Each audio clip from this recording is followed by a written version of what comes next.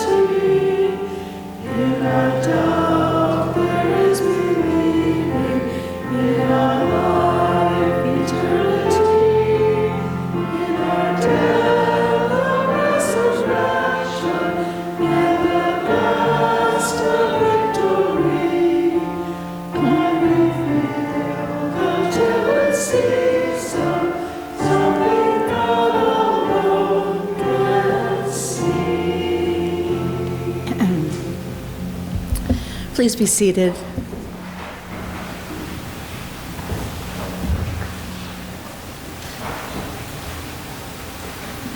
Hear this prayer.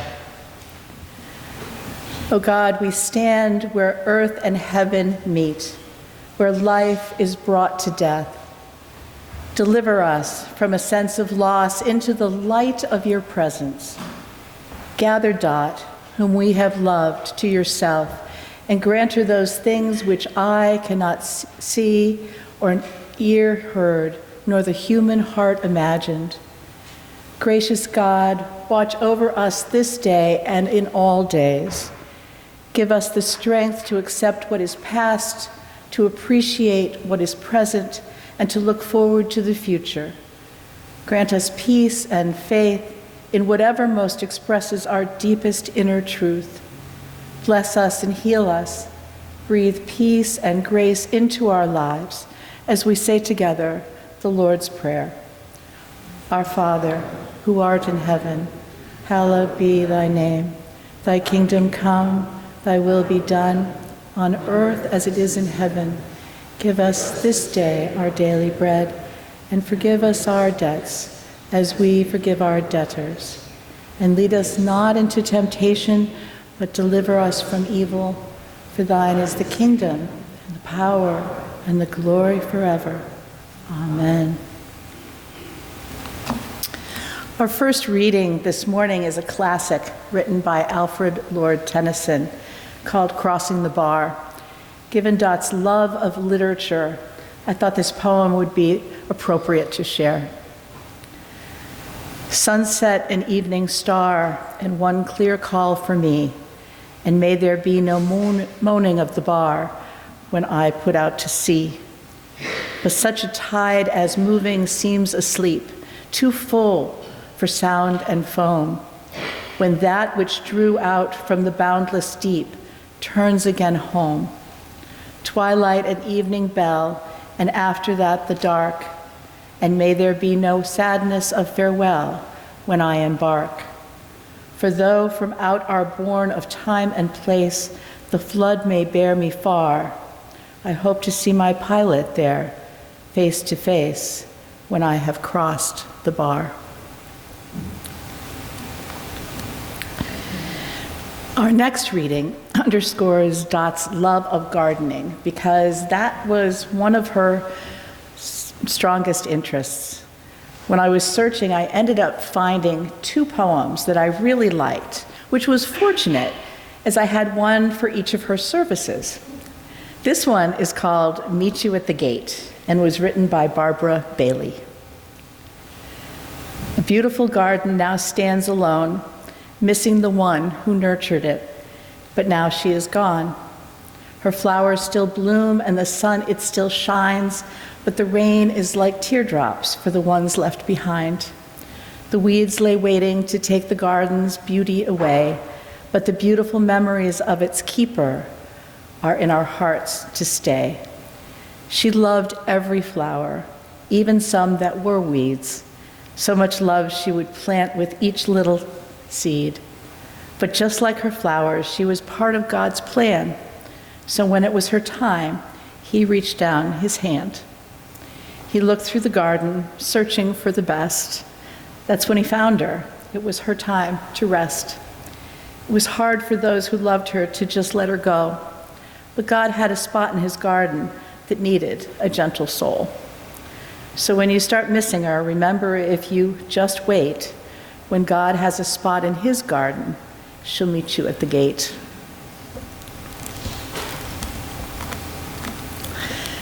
Keeping with that theme, let us stand according to our ability to sing another beautiful hymn, In the Garden, number 227 in our hymnal.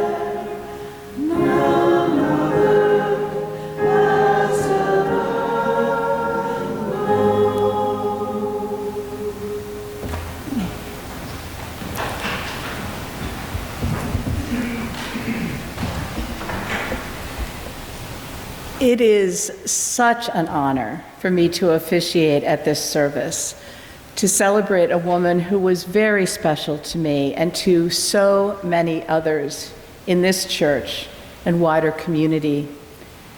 A few years ago, Dot asked if I would be willing to preside at her funeral service.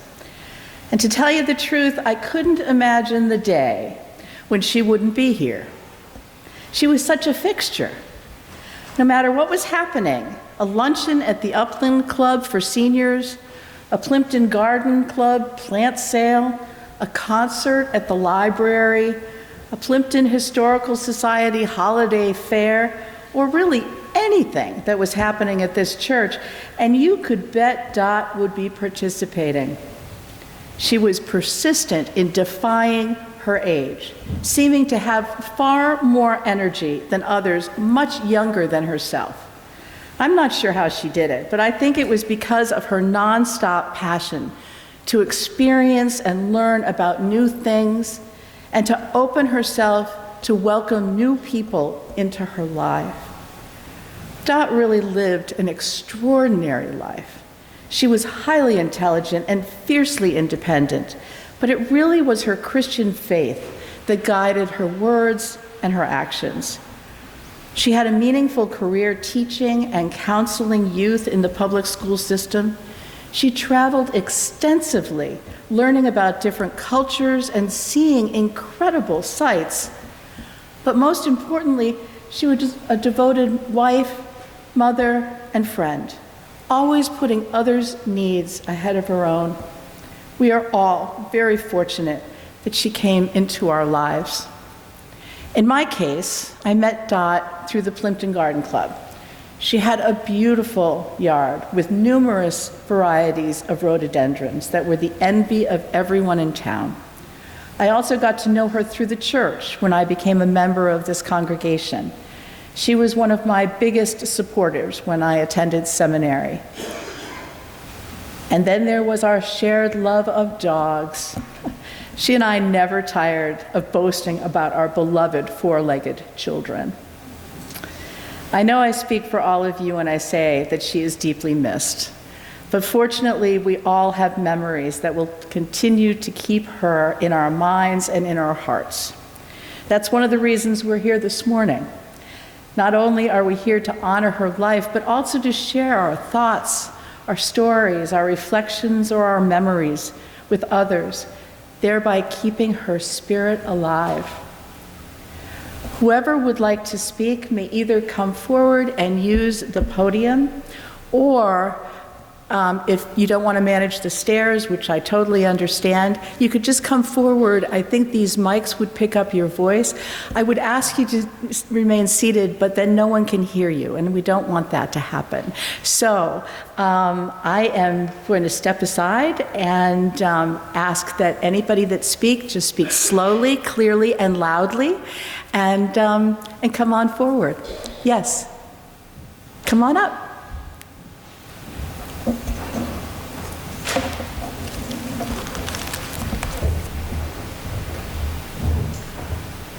I'm here to read something from Shannon Maxwell, who lives in another state now, but really treasured her relationship with Dot. She writes, "My heart is so filled with sadness without Dot in my life. It was hard to adjust to, missing her when I moved, but even more so now, I miss her company at our concert outings, at our church attendance together, at our shopping sprees, and attending chair yoga classes, at attending Plimpton activities, at sharing of our families' lives, at drinking tea together, at looking for a new residence. Dot was a wonderful, compassionate, fun-loving, hard-working lady. Dot was my mainstream friend for many years, and her memory will be forever in my heart." Thank you, Susan.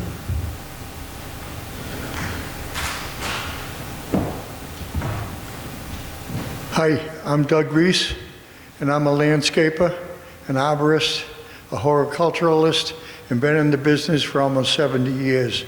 I've done work for Dot over at her home. One of the things that was most interesting is the fact that I went over to prune up a lot of the rhododendrons, and I thought I knew my material by its common and scientific Latin name. Wrong. Dot was a teacher, and she taught me more than I probably learned in college or in high school. And I want to say that she was an avid gardener and really a great person to learn things from, as you all well know. Thank you. Thank you.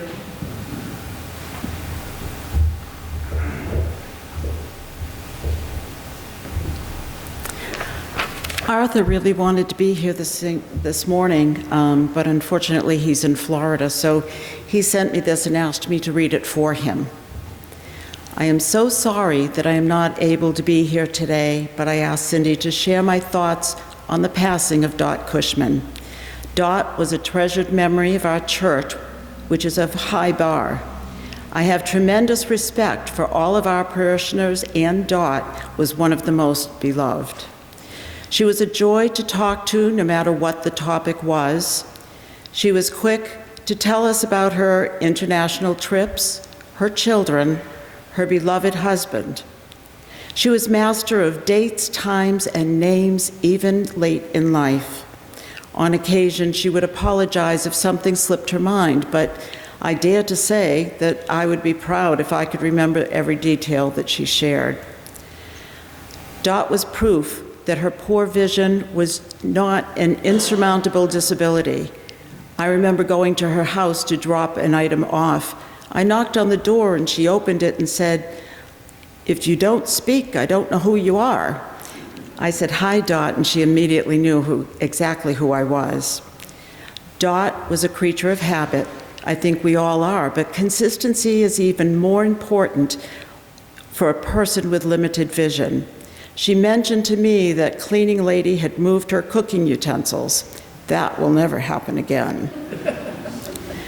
She was quick to tell her exactly where they belonged on her counter.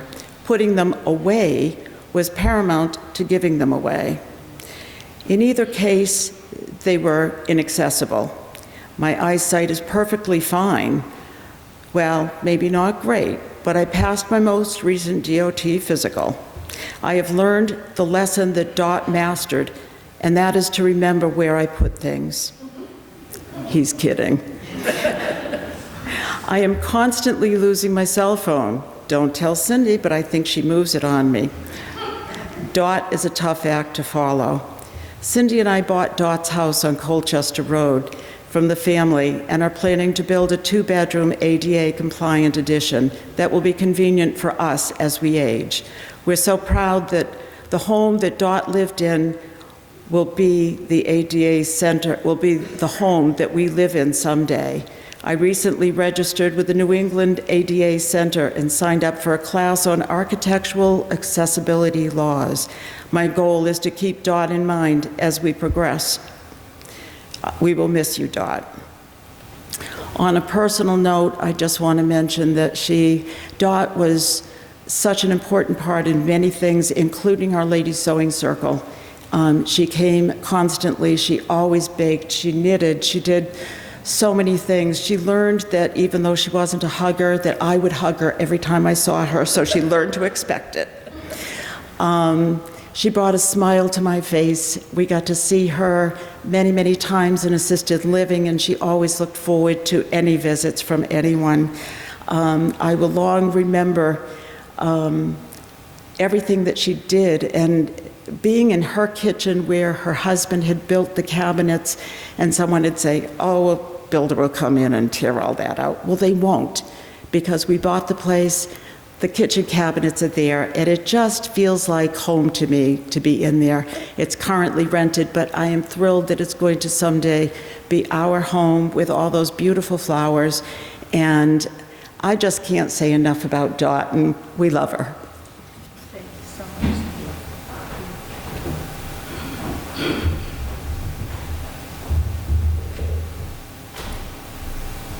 Probably should have prepared something. But one thing that hasn't been pointed out is all the time Dot spent at the public library. She was a wonderful supporter, When I went back to school, she was right there saying, you can do it. She was part of a group of women. I admired all of them. Barbara Knox, Polly Matheson, Emily Grice, and Dot, and there were others, Edwina Wood. When I first knew of Dot, I hadn't met her, but I already knew about her.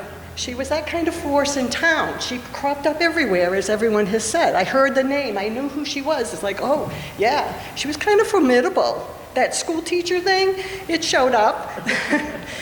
But Dot was wonderful. At the library, she probably volunteered for, I was trying to figure it out, maybe 25 years. She put a lot of books away on those shelves. She was precise. She was reliable. She was just great. And in that time, I got to know her pretty well, and I heard stories about family. I heard stories about her husband. I heard stories about all of you with whatever was going on. She always knew what was going on in town. If you weren't sure, you could ask Dot. She'd tell you. I just admired her. She was someone who, for me, looking, she was of the same generation as my mom, but my mom took a very traditional approach and was home, which was great. But to see Dot and how she was just always there, always forward-thinking, always ready for the next adventure. And I remember when she went to India and China, and I was just astonished that, this is a new place to go. Are you sure you really want to do this? She couldn't wait. She could not wait. I love that spirit, and I think she has taught all of us how to live.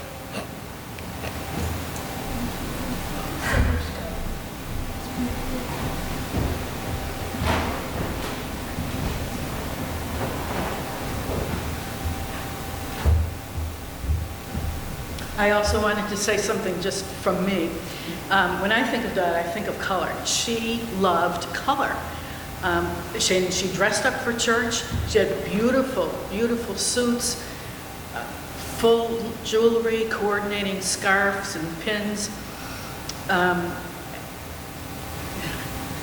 I just really enjoyed seeing what outfit she would come to church in. And then later, after she stopped driving, I would take her places occasionally. People have referred to the flowers. She would ask me, whatever flower, are they in bloom? They're over there, they're this color, they're over, She knew where all her flowers were, what time of year they should be blooming. And although she couldn't see them, she was really gratified to know, yes, they're in bloom. They came up, yay. And then her kitchen, she had a beautiful set of copperware. And again, although it's maybe out of date, they were colorful and well cared for. So again, I just remember her loving life and really enjoying all the aspects of it. It's one of the reasons I'm wearing this stole, for color.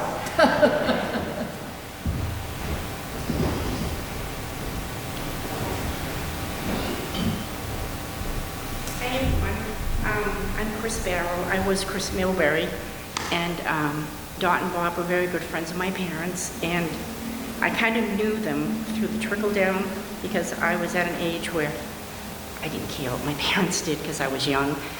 Not anymore, but I just want to say how sweet of a woman Dot was.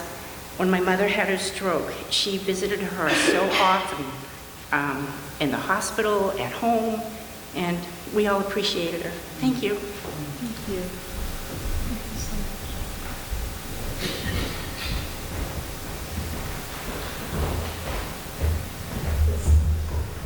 Kind of hard to think of something to say because everyone's already said it. We had so many conversations about gardening and cooking and the animals, but the thing that I think that I hold on to about Dot is how very encouraging she was to me. Debbie touched on that. So